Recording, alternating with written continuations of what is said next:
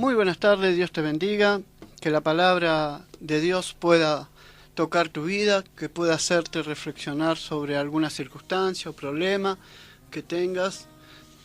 Tenés que saber que tenés que estar tranquilo ante cualquier situación, tener dominio propio.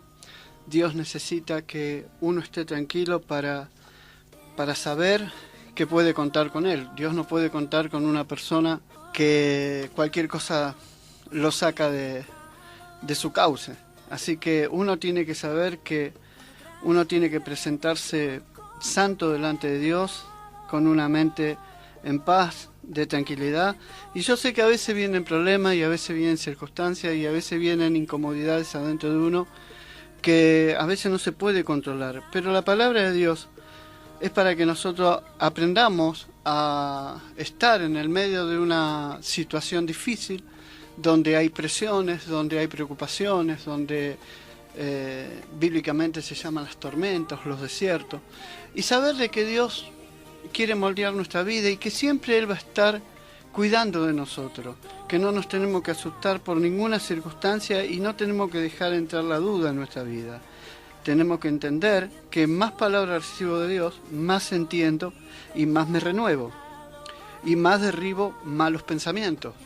Cuando adquirimos la palabra de Dios, sucede eso, voy entendiendo más y la renovación va viniendo más rápido a mi vida. Entonces, al venir más rápido a nuestra vida, voy derribando aquellos pensamientos que me van sacando de la línea de Dios, que me van sacando de las cosas buenas de la vida. Mis pensamientos tengo que alinearlo con los pensamientos de Dios, por eso la palabra viene para eso. La palabra confronta con algo que yo estoy pensando, con algo que yo estoy, ya está en mi corazón decidido, ya está en mi pensamiento decidido. Entonces lo que viene a hacer Dios es a confrontar con mi manera de pensar, es confrontar con mi manera de entender las cosas. Entonces la palabra me va renovando, si yo me dejo. Porque ahí está el asunto, si yo estoy prestando atención a lo que Dios me está hablando, a lo que Dios me está diciendo. Entonces es importante prestar atención a la palabra, porque si no una preocupación me saca del lugar. Una preocupación me saca de la palabra de Dios, me saca del amor de Cristo, me saca de la paz de mi hogar, me saca de la paz de mi trabajo, y en todos lados estoy nervioso y en todos lados estoy preocupado y no hago ni una cosa, no hago ni otra y todo lo voy perjudicando. Y vivo una vida incómoda porque hay algo que me está preocupando, hay algo que se pregunta a mi corazón: ¿por qué pasa esto? ¿Por qué viene esto? Esto no lo voy a superar, esto no lo voy a poder derrotar. Y eso me saca la paz de Dios y no me deja entender lo que Dios me está hablando y no me deja recordar lo que Dios me habla, que pasaron procesos de cárceles muchos profetas, muchos hijos de Dios, que pasaron enfermedades también profetas de Dios, y Dios lo sanó y Dios lo libró.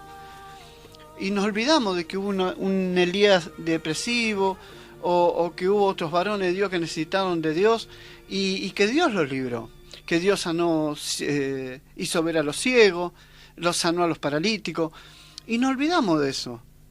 Entonces la preocupación no me deja ver lo que Dios me está llevando con la palabra. Si no, voy a pensar que lo que pienso está bien y me voy a alimentar de eso. Entonces no voy conociendo la verdad de Dios, voy conociendo solamente lo de Dios teóricamente, pero no en mi caminar, en mi vida. Entonces lo que Dios quiere es eso, que en el medio de la circunstancia, Dios, el Señor, me dio una medida de fe. Esa medida de fe que te dio a vos y a mí, la tenemos que empezar a agrandar, la tenemos que empezar a que no tenga límite la fe de nosotros, a que no tenga límite, y la tengo que hacer crecer, y cada día más, y cada día más. Y habrá un momento donde mi lenguaje va a ser el lenguaje de Dios, que mis pensamientos van a ser los pensamientos de Dios, que ya vamos a tener la mente de Cristo. Entonces podemos estar en una cruz y vamos a tener la fe de Cristo. Podemos estar en una circunstancia como estuvo Daniel y vamos a tener la mente del Señor. Y vamos a estar confiados. Nos puede pasar como le pasó a José, que vamos a caminar con Dios sabiendo de que aunque no tengamos nada, somos varón próspero, somos un pueblo diferente, que Dios dará hombres y naciones por nuestra vida, que tenemos el cuidado de los ángeles, y vamos a disminuir la preocupación que me tiene ese problema. Porque el problema empieza a entrar en nuestra vida y es como que carcome toda nuestra manera de pensar. Y nos va transmitiendo algo que no nos deja tranquilos. Que incluso vamos a la iglesia o escuchamos una prédica y es como que me olvido enseguida, no puedo captar lo que Dios me está diciendo.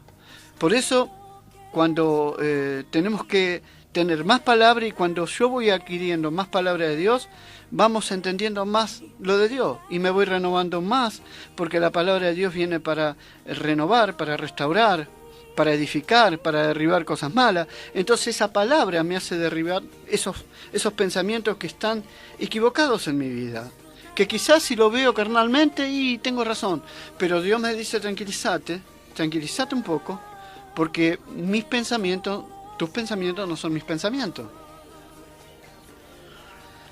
Entonces Dios me da una posición para que yo me quede ahí y para que siga avanzando en Él.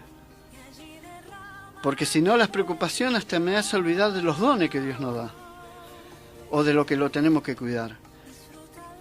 Y si no le hago caso a Dios, empiezo a hacerle caso al orgullo propio, a mi opinión propia, a mi decisión propia. Y en Dios tenemos que renunciar a todo, porque Dios ve todo lo que va a suceder y todo lo que me conviene. Entonces empiezo a tener, si yo no escucho la palabra, mi amor empieza a ser fingido. Entonces la palabra me dice que mi amor sea sin fingimiento y que aborrezca lo malo y seguir lo bueno. Pero a veces, al no escuchar la palabra, empiezo a tener un amor fingido. Y voy a la iglesia pero no estoy satisfecho, hablo de Dios pero no estoy satisfecho, y yo tengo que terminar con todo eso, porque Dios quiere cosas grandes para nuestra vida. No sé los problemas que se nos pueda cruzar, porque la vida es larga y se pueden cruzar un montón de cosas en nuestro camino, pero tenemos que estar seguros de algo, de que el Señor es nuestra roca, de que Jehová es nuestra luz y Él es nuestra salvación. Por eso no tenemos de quién temer, porque Jehová es la fortaleza de mi vida, es la fortaleza de tu vida, y no hay nada que nos pueda atemorizar. Tenemos que confiar en el Señor, aun cuando uno vea algo que ya está mal en nuestra vida, que lo vemos sin solución. ¿De quién temeré?, decía David. ¿De quién temeré? Dice que cuando se juntaron contra él los malignos y los angustiadores y sus enemigos para comer sus carnes, ellos tropezaron y cayeron. Y así va a pasar con tus enemigos. Así va a pasar con mis enemigos. Entonces lo que Dios nos pide es que estemos tranquilos, que estemos meditando en su palabra, que adquiramos mucho de la palabra de Dios para cada día entender más las cosas de Dios. Y cada día nos vayamos renovando más para que venga una paz en nuestra vida, para que una aflicción no me saque del lugar, para que una aflicción no me saque el amor de Cristo, no me haga destruir mi familia, no haga destruir mi propia vida. Eso es lo que quiere Dios. ¿Sabe que estaba leyendo la palabra esta semana? Y estaba leyendo una palabra que me dejó pensando. La palabra está en Mateo 17, del versículo 4 al 7. Voy a leer la palabra primero y después le voy a decir lo que estaba pensando. Entonces Pedro dijo a Jesús: Señor, bueno es para nosotros que estemos aquí. Si quieres, hagamos aquí 3 enramadas, una para ti, otra para Moisés y otra para Elías. Mientras él aún hablaba, una nube de luz los cubrió, y aquí una voz desde la nube que decía: Este es mi Hijo amado, en quien tengo complacencia, a él oíd. Al oír esto, los discípulos se postraron sobre su rostro y tuvieron gran temor. Entonces Jesús se acercó y los tocó y dijo: Levantaos, no temáis, y no temáis.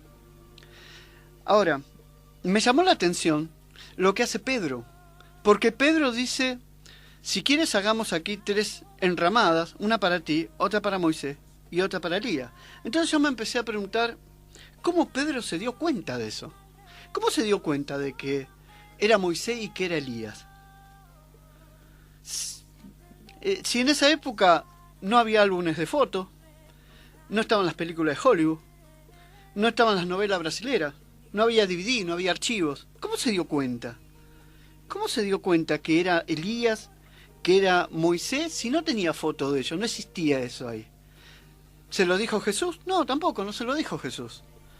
Entonces me empecé a averiguar y empecé a buscar y tenía una intriga de saber, pero ¿cómo se dio cuenta de que era Elías o que era Moisés? Entonces empecé a buscar y encontré en un capítulo antes la respuesta de mi pregunta. En el capítulo 16 de Mateo, versículo 13, capítulo 16 de Mateo, versículo 13, vamos a leerlo y ahí voy a tener la respuesta. Viniendo Jesús a la región de Cesarea de Filipo, preguntó a sus discípulos, diciendo, ¿quién dicen los hombres que es el Hijo del Hombre? Y ellos dijeron, unos Juan el Bautista, otro Elías, otro Jeremías, o alguno de los profetas. Y él les dijo, ¿y vosotros? ¿Quién decís que soy yo? Y respondiendo Simón Pedro dijo, tú eres el Cristo, el Hijo del Dios viviente. Y en el versículo 17 dice la clave. Entonces le respondió Jesús, bienaventurado eres, Simón, hijo de Jonás, porque no te lo reveló carne ni sangre, sino mi Padre que está en los cielos. Y ahí me di cuenta. ¿Por qué Pedro se dio cuenta de que era Moisés y de que era Elías? Porque Pedro estaba demostrándole a Dios una madurez en Dios, una búsqueda de verdad, una entrega de verdad. Ya había dejado de ser niño y tenía una integridad con Dios. Y cuando Dios ve esto en una persona que deja la inmadurez, deja de ser niño para ya tener madurez en el Señor, empieza a tener una intimidad y una comunión con las personas, que nos va revelando los secretos que Él tiene, los planes que Él tiene, como un día se lo reveló a su amigo Abraham, que iba a destruir Sodoma. Entonces el Señor dice, no, yo no puedo hacer nada sin consultarle a mí, se lo voy a consultar.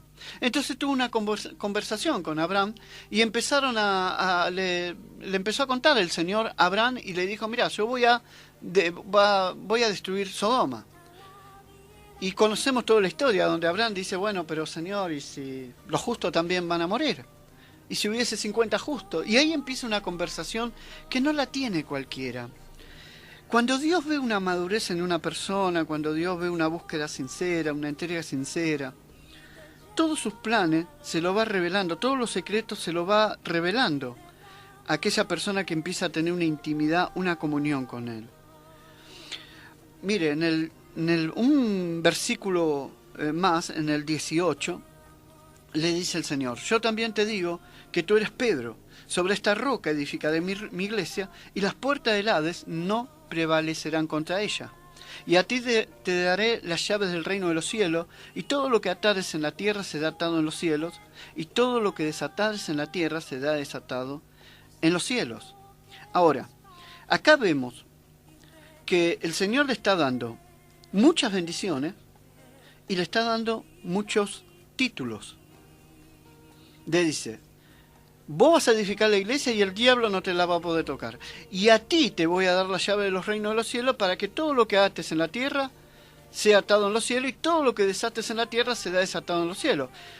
El Señor lo llenó de bendiciones y de títulos y de responsabilidades. No se la dio a cualquiera, se la dio a un hombre que tenía una comunión con Dios. Pedro tenía una comunión con Dios, por eso se dio cuenta de que era Elías y que era Moisés. Porque Dios se lo estaba revelando. Por eso cuando le preguntan, ¿y quién dice que soy? ¿Y usted quién dice que soy? Y ahí Pedro le responde, eres el Hijo de Dios, tú eres el Cristo, el Hijo del Dios viviente. Entonces el Señor le dice, no te lo reveló carne y sangre, ningún humano se lo reveló, sino el Padre que está en los cielos. Es la comunión que Dios empieza a tener con sus hijos. Es la comunión que empieza porque no la tiene la comunión así porque sí. La tiene una persona que empieza a obedecer a Dios. Una persona que empieza a tener una madurez, una integridad, una entrega, una búsqueda total, que deja de ser niño de hoy voy a la iglesia, mañana no. Hoy oro, mañana no. Hoy sigo a Dios y hoy tengo un problema, no sigo más a Dios. Pedro ya había pasado las pruebas de madurez y se dio cuenta Dios de que Pedro no lo iba a dejar nunca más, que su corazón ya estaba edificado en él y que ya no había lugar para dejar a Dios, para dejar sus creencias, para dejar todo lo que había visto. Por eso desde ahí empezó a edificar la iglesia. Vio que va por el Papa 267. Bueno, el primer Papa fue Pedro, el fundador de la iglesia. Mire a dónde lo lleva Dios a alguien que tiene una comunión con Él. Porque Él veía una madurez espiritual. Así es con nosotros, cuando Él ve que alguien que entra en intimidad con Él, empieza una amistad. Como lo hizo con Abraham, como lo hizo con David, como lo hizo con Pedro. Pero cuando Dios ve a sus hijos con inmadurez, no puede tener esa confianza en los hijos de Dios.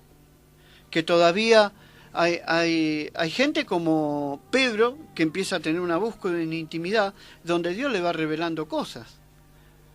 A mí me emocionó cuando vi que me puse a pensar, digo, ¿cómo sabía este tipo, Pedro, cómo sabía que era Elías, que era Moisés? ¿Cómo sabía? Si no había televisión, no estaban las películas, no había nada, ¿cómo sabía? No había un registro. Era que Dios se lo revelaba. Era que Dios le hablaba al corazón, tenía una intimidad.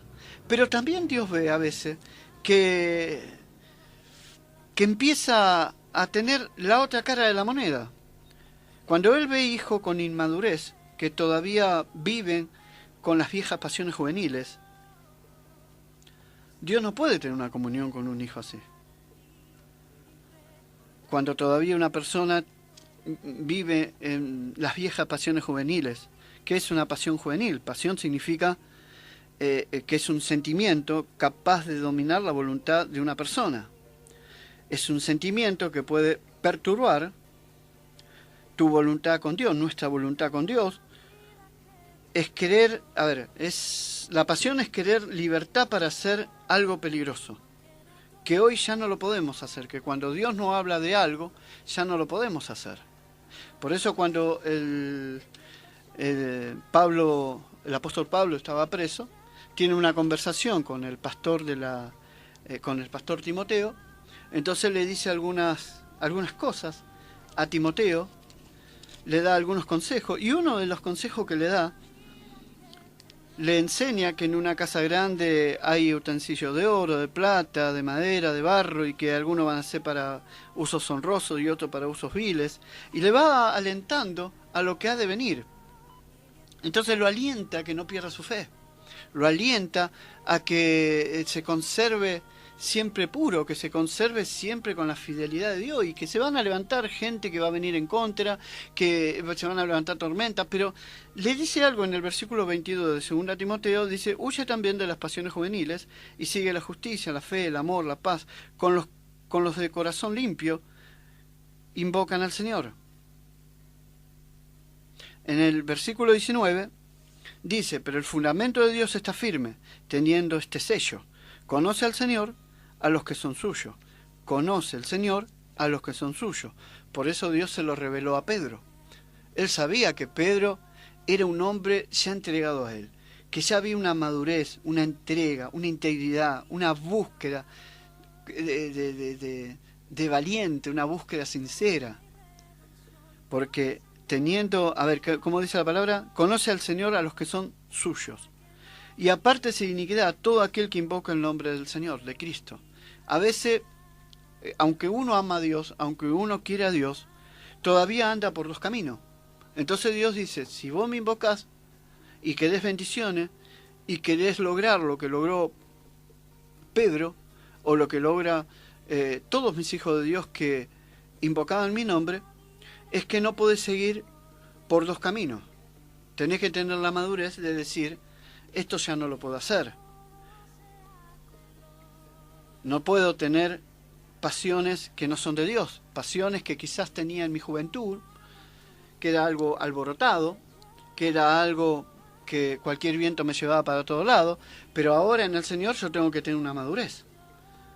Y yo tengo que saber que si yo invoco el nombre de Dios, conozco el nombre de Dios, conozco la voluntad de Él, tengo que apartarme de todo lo que sea iniquidad.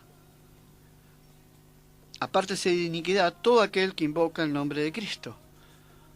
Porque podés seguir siguiendo al Señor, pero sin la bendición de Dios, sin las revelaciones de Dios, sin los secretos que Dios no te va a revelar nunca nada. Entonces va a ser un cristiano donde va a vivir y se va a golpear como se golpea el mundo, va a tener circunstancias como tiene el mundo, solamente diciendo voy a la iglesia, pero no está Dios con él. ¿Por qué Dios no está con él? Porque no se apartó en su totalidad de su iniquidad. Ni siquiera la puso delante del Señor, decir, Señor, esto es difícil. Y yo quiero invocar tu nombre y quiero tener una intimidad como la tuvo Abraham, como la tuvo David, como la tuvo Elías, como la tuvo Eliseo, Pedro, Juan. Quiero tener esa intimidad, Señor. Entonces, ¿qué es lo que me está pidiendo? Porque mi carácter todavía no lo puedo dominar, mis impulsos todavía me llevan a hacer algunas locuras, pero Señor, yo quiero servirte. Entonces ahí Dios ve una madurez, ahí Dios ve algo serio. Pero cuando Dios ve hijos que quieren seguir de esa manera, que todavía las pasiones juveniles los dominan, no puede hacer con ellos lo que Él desea hacer. Y cuando se habla de juvenil, Dios no habla no se refiere a la edad. No se refiere porque los jóvenes es común que hagan locuras, que se manejen por las pasiones, hacer cosas sin pensar, que las emociones los dominen. Es común en los jóvenes. ¿Qué sé yo? Cuando eran jóvenes yo me acuerdo que, qué sé yo, las locuras que hacía. No sé, un montón de cosas. A veces salen caras las locuras, pero en los jóvenes es normal eso. Yo me acuerdo que cuando yo me dormía, mis hijos, los dos más grandes, agarraban, me sacaban la llave del coche y se iban con el coche. Y hoy que lo veo, que son dos señores, no veo que hoy me hagan eso. ¿Por qué? Pues ya tiene una madurez.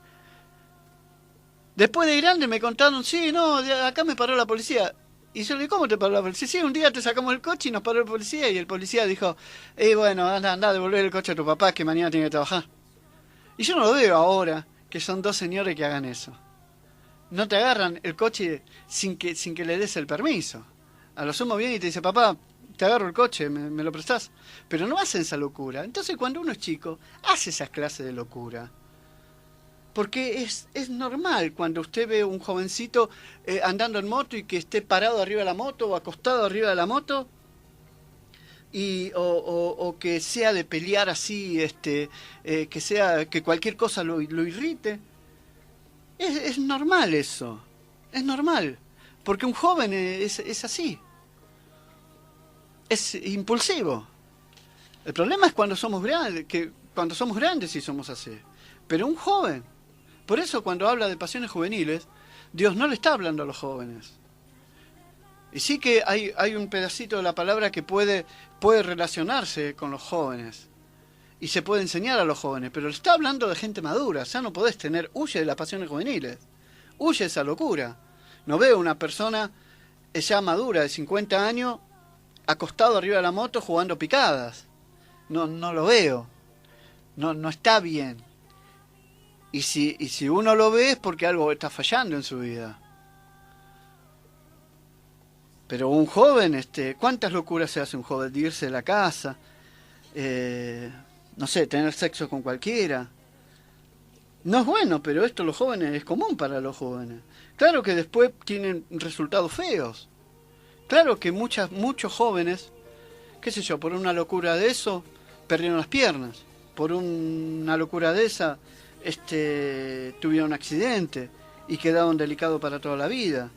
Claro que una locura de las que hicieron, quizás agarraron un auto y mataron a una persona, o chocaron y quedó lastimado, mueren los amigos, y quedan arruinados para toda la vida. Claro que tiene un precio bastante caro.